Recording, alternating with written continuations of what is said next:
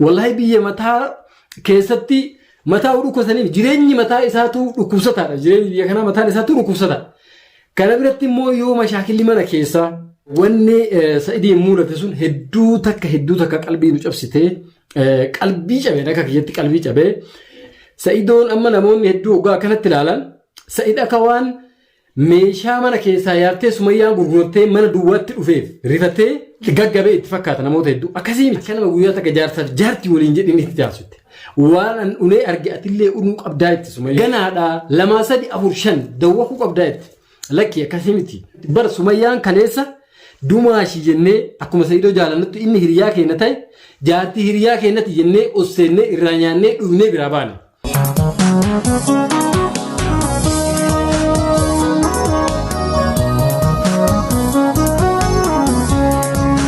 Assalamu alaikum warahmatullahi wabarakatuhu. Jirtu hordoftoota fi kabajamtoota jaalatamtoota Sa'idoo akkam nagaa keessanii fayyaadha jirtu bakkuma jirtanitti nageenyi kiyya ka'uun irraa madde isin haa ga'u isiniin jechaa na himattu moo simattu yeroo dheeraa booda addaan turre har'a rabbiin walitti nu dachaase egaa kanatti aansuudhaan gaa har'a wani na fide dhimmooti. Inni sunillee narra wanni an irraa dubbachuuf deemu Oromoon ogaa waa jettu muka biyya jiruun mana ijaaranii jiran. Nutu biyya kana jira dirqama hanga silaa rabbiin nutti dhiise yoo waan takkalleen haasaa hedduu keessaa haasonni takka lama yoo bakka argatte jedhee tananii inshaallah ni haasofnaa rabbiin dhugaa nu haa dhibbisuu jechuudha. Kanaaf dhimmi keenya kanarra irratti haasa'u kanarra si yaadachiisuu barbaadu dhimma nama guddaa kabajamaa yuutabara keenya guddaa akka biyya kanaatittis akkuma Oromootitti illee qabnu Sa'id Bayaan dhimma Sa'id Bayaan kana na fidee jechuudha. Akkuma san immoo tuyyuu haadha warraa isaa kabajamtuu fi ulfaattuu dumaashii ta'en Sumayyaa jechuudha. Akka itti dubbatan illee nama dhiba. Akka itti callisan illee nama dhiba. Ka ammaa kanatu akka itti callisan nama dhiba malee ka duraanii akka itti dubbatanillee wanni nama dhibu sun jirtu garuu immoo waan abbaan jaalate namni wanti dubbatu hin jiru jechuudha. Kanaaf rakkoon gaafa durii kaatee amma gaanutti akka amantii keenyatti gaa warroonni amantii biraallee namu akkuma amantii ofiitti waa uffata. Sa'id ol ka'ee fuudhuun sunna amantii isaatti heeyyamaa fi haga afuriititti fuudhuu danda'a. Garuu immoo tuyyuu yeroo fuunu kana nuti silaa warroonni dhiiraa Sa'id Bayaan ani yuutubara xiqqaadha nama sirraa baratee har'a ol ka'ee sirraan hin haasa'u garuu immoo rakkoon waggaa dhufte walirraa haasa'u wal gorsuu numa jiraati jechaa kan dubbadhaa beeka. Kanaaf biyya galee Itoophiyaa galee achitti waan ta'ellee waan dalagamaa turellee waan akka biraankillee waan hundaa guutuu walumaan agarra. Garuu mootuyyuu aslan biraankii wanni jedhamu kun inni mataan isaa dhugaa biraa ka'a. Waan sammuu namaa keessa jirtutu biraankii ta'a. Isin haa himu. Yoo intala takka jaalatte takkaahuu nama tokko yoo itti aarte huma ta'eefuu haa ta'u sababa yoo godhatte dura biraankii jettaan. Achiin booda dubbii sukkaatii argattu jettanii jechuudha biyyuma addunyaan irra jiru kana guututtu jechuudha. Kanaaf har'aa wanni akka malee na rifachiisee viidiyoo Sa'id sallaalee tan akka Sa'id ta'e ilaalee hedduuta kanatti dhaga'e. Wannuma laaftuu jedhantu deemee lubbuu namaa galaafatee waan hin taane keessa nama buusa. Namni biyya namaa keessa jiraatu biyya baqaa kana keessa jiraatu ta'uufiitifuu akka jiru hin jiru. Biyya amma nuti keessa jiru tun kaasata yaa hordoftoota kiyya biyya bututtee biyya asii lolli waggaa meeqarra nurra deemaa jiru. Haa ta'u rabbiin bakkuma isa jiraachise jiraattan malee wallahi biyya mataa keessatti mataa dhukkubsaniif jireenyi mataa isaatu dhukkubsataadha. Jireenyi biyya kanaa mataan isaatu dhukkubsata.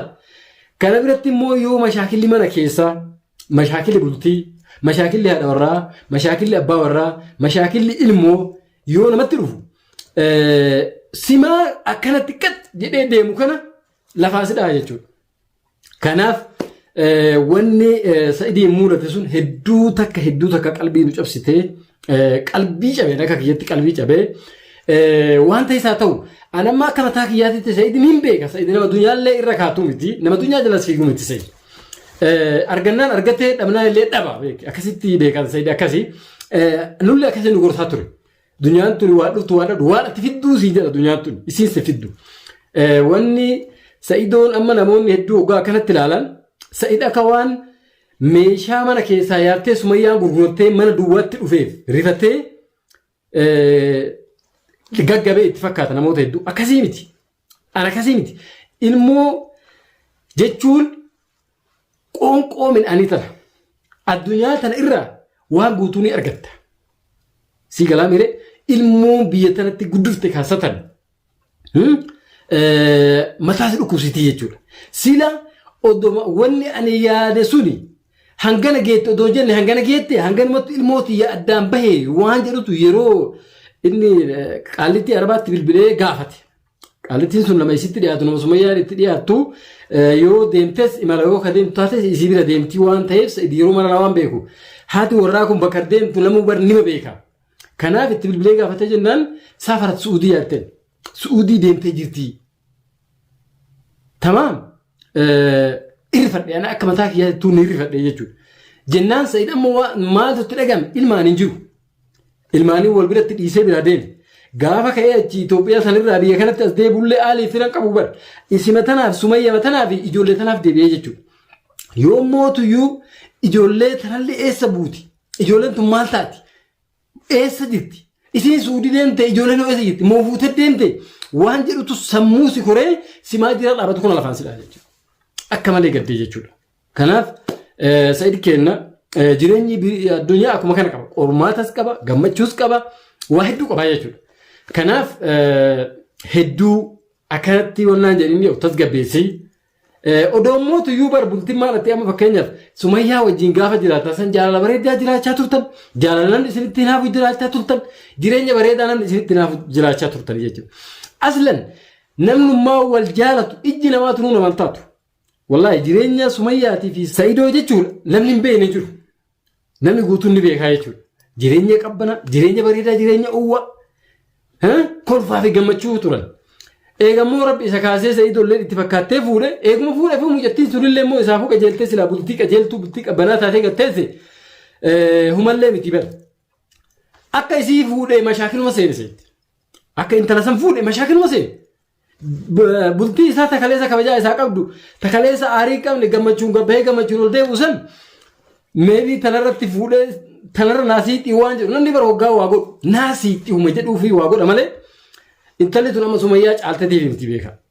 Kanaaf mashaakilli akka gaafa intala tana fuudhee isuma seene jechuudha. Sumayyaallee gaanii jaalatti akkanaan isan eeyne waa hedduu keessa hojjetaranii har'a akkamitti anarratti fuudha.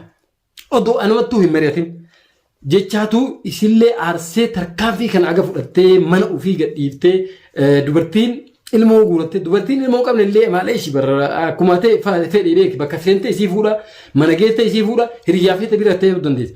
Ilmaan ofii kana guuratanii mana ofii gadhiisanii deemuun yaa'anii waan hin eeggamne tokko gaa namatti dhufe namni akka ta'e waan ta'u qabu jireenya maaltu jira waan jedhu tama kaleessa jirtu diiguu barbaada jechuudha. Kanaaf Sa'id kenna tasgabbaahii ammallee mootuyyuu haati warraa taganamaa takaleessa daa'imummaa irratti dabarsite. Umrii dargaggummaa irratti fitte Sumayyam dubartiin haati warraa hangafaa fakkaattuu hin qabdu darbitees nama hin darbitu jechuudha.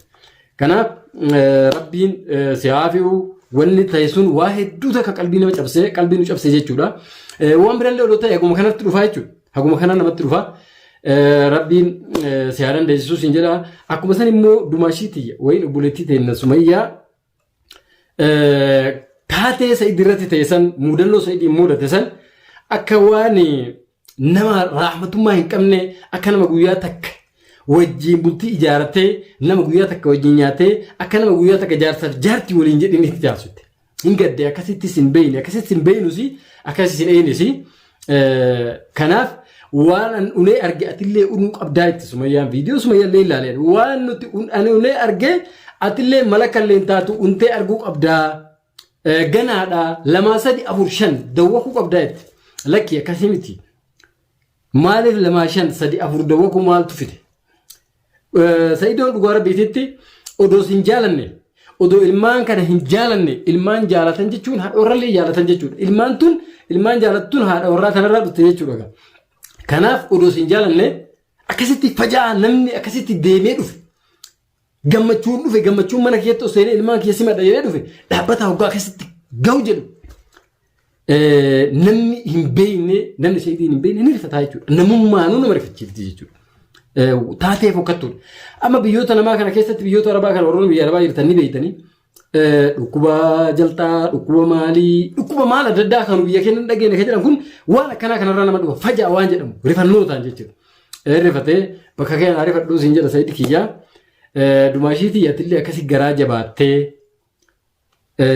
haasaa akkasii sanaasuun bareedaa miti yoo hunduma feetallee aartee Saayidoon abbaa warraa kee ka ganamaati.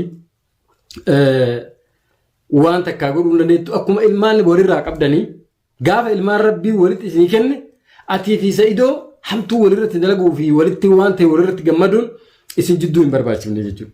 Amma rabbiin galanni haa ga'u Saayidoon taateen sun muudattee dawwa keenya fadhee gaggabee dhaabata akkasii korkaayee dhiibar.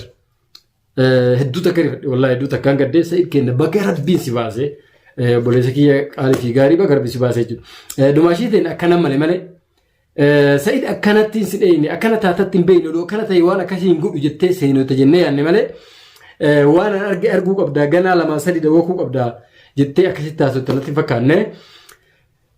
Kanaaf inni lammataa immoo wanni nama ajaa'ibu tokko jira. Saayidoon biyya deemee dhufee maaruufa namoonni beekaa. Abdiin kaleessa namni akka abdiitti Saayidoo hiriyaa hin jiru. Abdii namni akka hiriyaa Saayidoof hin jiru. Hiriyaan tokko ganama biraa deemu meeshaa ta'ee dunyaa namaa ta'ee huma fedhee haa ta'u ilmaan kanaayyuu namni irra naanna'ee ilaalu hiriyaa kanaa jechuudha. Kanaaf odoo ati as jirtu odoo inni achi jiru kan walitti dhiyeenya qaban manaanillee taatee sun Saayidoo irratti taatee Saayidoo muudannoo sun isa muudachuun asitti gaddee abdi. As deebitee ijoollee lolta Mustafaan lolta atas galta. Mustafaan mataa ofiitiif yoo argeeyyuu lubbuufuu hin dubbatu ni hin beekna. Sumayyaa dura dhaabbatee eessatti deemtaa maal godhaa jirtaa maal dalagaa hin dubbatu Mustafaan. Wal beekna akka gaariitti wal beekna. Odumaa kana beeku as deebi'ee Mustafaan ati as galtaa as jirtaa oduu ati maal hedduu meeshaan bahaa. Fakkeessaa qullaa.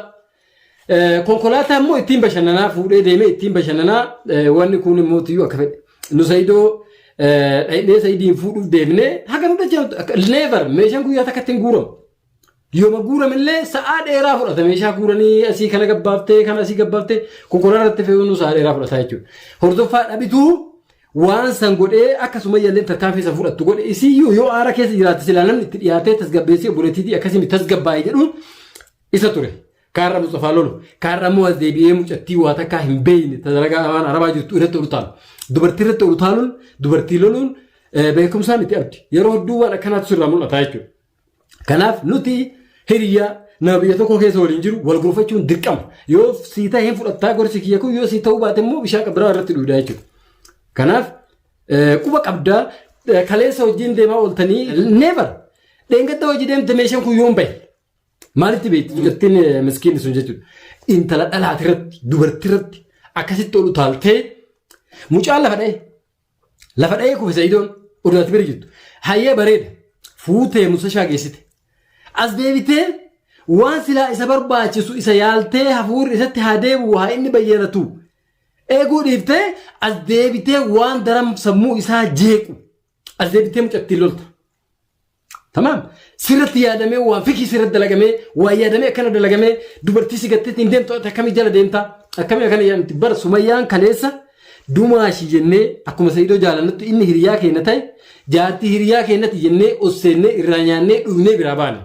Har'a mootuyyuu dubartii sin feene ati maaliif feetaa jechuun hin barbaachisu. Akkuma kanatti aadaan abboota keenyarraa dhaalle fi akkumaan sila Oromoo qabdu aadaa kanaa qabdi.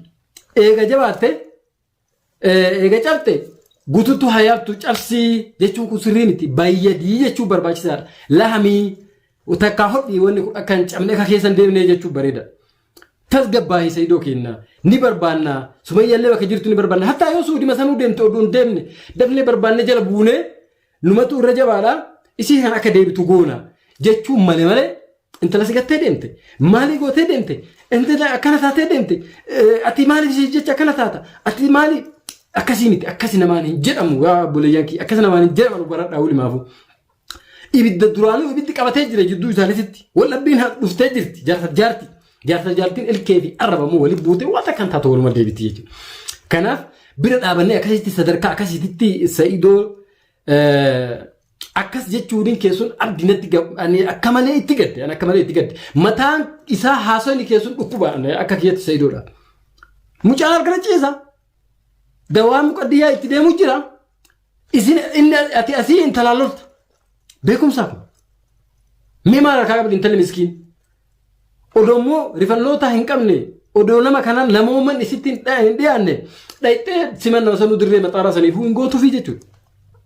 Kanaaf yeroo hedduu dogongora akkanaa kana nurraa mul'ata Saidoo kiyya baga rabbi si oolchee baga rabbiin si aafiyee dumaashii ta'e natillee immoo wanni Saidoon ta'e kun waan xiqqaadha kaadha ta'e xiqqaadha ganaa kana olitti ta'a yaaduu dhiisiti ilmaan abbaan tolan ilmaan haadhan tolti ilmaan kun ka tolan yoo haadha fi abbaa wajjin jiraatan akka kaleessa jaalalan isin beenu sanitti waliin jiraatan ilmaan kunillee sammuu firiidhaan yaadata kamalee bakka gaanii isin jechuu barbaada rabbiin inshaallah nageenya jidduu keessanitti haa buusu isin jechuu barbaada dhaamsi kiyya kun akka isin bira ga'u abdiin qabaa akkasitti hordoftoota fi kabajamtoota kiyya isinillee immoo tuyyuu yaada keessan karma dandeettanii koomantii kennadhaatii Saidoo fi Sumayyaa gorsuun dirqama rabbi walitti araarsu isin jechuu barbaada hanga viidiyoo biraatiin walitti deebinutti bakkuma jirtanitti nagaa keessanaa turaa isiniin jedha assalaamu alaikum wa rahmatullahi wa barakaatuh.